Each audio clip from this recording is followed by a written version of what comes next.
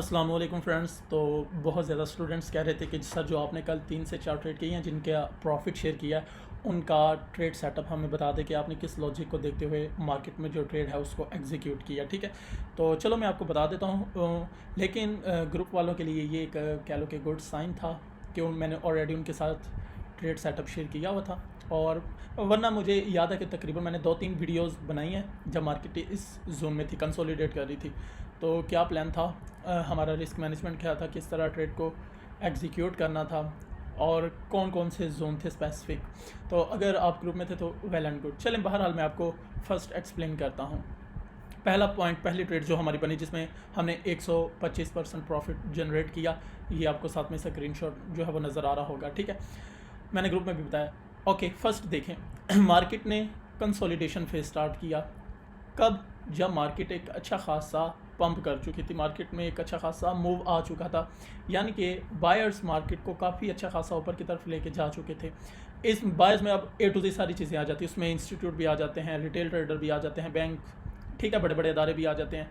या जब भी हम क्रिप्टो में बात करते हैं ब्लैक रॉक या micro strategy, each and everything.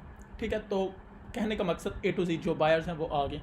तकरीबन मार्केट 5.47% ये एक कंसोलिडेशन फेज के बाद फिर अगेन पंप करती है, तकरीबन $5,798। ओके, उसके बाद अगेन कंसोलिडेशन फेज स्टार्ट होता है जो तकरीबन रहता है अप्रोक्सीमेटली 35 बार्स का, यानी कि एक दिन 11 आवर्स, ठीक है, 11 घंटे तक कंसोलिडेट मार्केट करती है। अच्छा, उसके बाद क्या होता है, हम ट्रेड का प्लान करते हैं। ये देखें, मैंने रेक्टेंगल बनाई हुई थी। ज़ाहिर बात है अगर टेक्निकल एनालिसिस को आप फॉलो करते हो या उस पैटर्न को आप फॉलो करते हो तो टेक्निकली पैटर्न कहता है कि जब आपकी रेक्टेंगल ब्रेकआउट होगी तो मिसाल के तौर पर अगर वो रीटेस्ट करके निकले तो वेल एंड गुड साइन होता है, लेकिन ब्रेकआउट के ऊपर भी एक अच्छा खासा मूव आ सकता है। लेकिन जब मार्केट ज़्यादा देर चौपी रही हो, अब होता है कि मार्केट अप साइड ब्रेकआउट नहीं देती, मार्केट कंटिन्यूसली नीचे की तरफ गिरना शुरू कर देती है। अगर आप देखो ना, 2 4 6 तकरीबन 6-7 कैंडल्स जो नेगेटिव शो करवा रही थी मार्केट में, कह लो कि जो सेलर्स पावर है वो ज़्यादा होना शुरू हो चुकी थी। फिर क्या होता है कि इसी जोन से जहाँ पर वो बार बार सपोर्ट ले रही थी, मार्केट थोड़ा सा अपसाइड मूव देती है, लेकिन मार्केट में ये एक फेक ट्रैप होता है। उसके बाद क्या होता है, अगेन नेगेटिव कैंडल बनती है, तो मैं अपनी जो फर्स्ट एंट्री यहाँ पर एग्जीक्यूट कर देता हूँ। ठीक है, तकरीबन कह लो कि 5-7% के हिसाब से। उसके बाद सेकेंड एंट्री मैं कहाँ पर ऐड करता हूँ, जब मार्केट ब्रेकआउट देती है, ये वाले लेवल जो रेक्टेंगल है ये टूटता है, तो फर्स्ट एंट्री हमारी जो है वो एक्टिव हो जाती है। और अच्छा, मेरा जो माइंड था वो मेरा माइंड ये वाला लेवल था, लेकिन अगर मैं उससे पहले भी निकलता तो ये एक छोटा सा फिर वैल्यू गैप नज़र आ रहा है। मेरा माइंड था कि इस रेंज में मैं एग्जिट ले लूँ।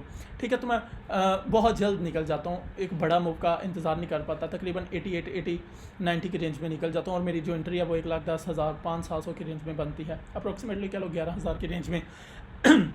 अब उसके बाद क्या होता है, फिर मैं जब ट्रेड से एग्ज़िट लेता हूँ, ये मेरी फर्स्ट एंट्री थी। अब जो मेरे माइंड में एक रेफरेंस वैल्यू थी ये वाली कि मार्केट इस लेवल को लाजमन टेस्ट करेगी, तो मैं क्या करता हूँ, मार्केट ठीक है, अब वेट, ज़ाहिर बात है पेशेंस भी करना पड़ता है, मैं वेट करता हूँ इस पॉइंट से एग्ज़िट लेके इस पॉइंट तक का कि मार्केट यहाँ से लिक्विडेशंस को उठाए और फिर मैं ट्रेड में एंट्री करूँगा बाई के ट्रेड में।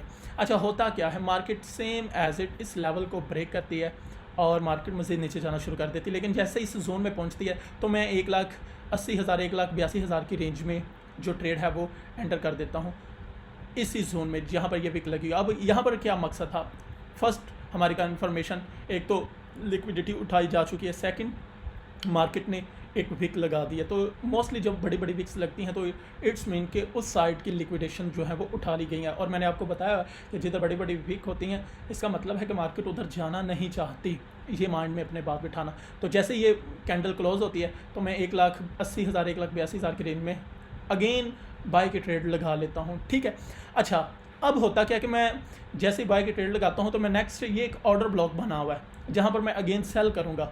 मैंने क्या किया, मैंने कहा कि मार्केट इस ऑर्डर ब्लॉक को टेस्ट करने जाए तो मैं ट्रेड से एग्ज़िट ले लूँगा। लेकिन होता फिर क्या कि मैं उतनी देर इंतज़ार नहीं कर पाता क्योंकि मार्केट में एक सेलिंग प्रेशर नज़र आ रहा था, तो मुझे तकरीबन कह लो कि अच्छा खासा प्रॉफिट तकरीबन 35% के करीब होना शुरू हो जाता है जब मार्केट 88,000, 85,000 की रेंज में जाती, क्योंकि मेरी थोड़ी सी क्वांटिटी जो थी वो बड़ी थी।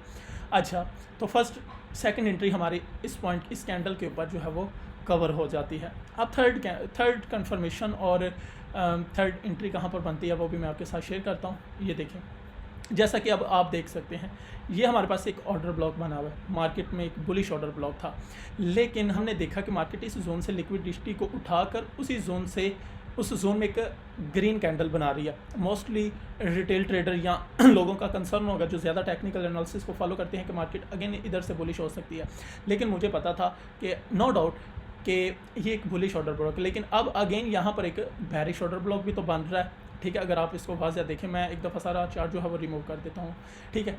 अगर आप देखो तो ये वाला जोन हमें एक बैरिश ऑर्डर ब्लॉक की तरफ गामजन कर रहा है। ये देखो ये वाला एरिया, यहाँ पर क्या है बुलिश, यहाँ पर बैरिश। सिंपल लॉजिक मैंने ऑलरेडी आपको बताया है कि मार्केट यहाँ पर क्या थी, डिमांड थी, और वही डिमांड एरिया अब सप्लाई जोन में शिफ्ट हो चुका है। जिस तरह सपोर्ट रेजिस्टेंस में बदलती है, सेम एज इट वैसे ही डिमांड एरिया सप्लाई जोन में बदल गया। और सम टाइम ऐसा भी होता है कि जो सप्लाई एरिया होता है वो डिमांड में शिफ्ट हो जाता है, जहाँ से मार्केट पंप की होती है वहाँ से फिर मार्केट गिरना शुरू कर देती है। तो ये 2-3 जो ट्रेड प्लान थे मेरे, वो मैंने आपके साथ शेयर कर दिया। फिर थर्ड लॉजिक, जब भी मार्केट में वीक लगती है तो हमेशा याद रखना कि मार्केट उसको टेस्ट करने लाजमी आती है।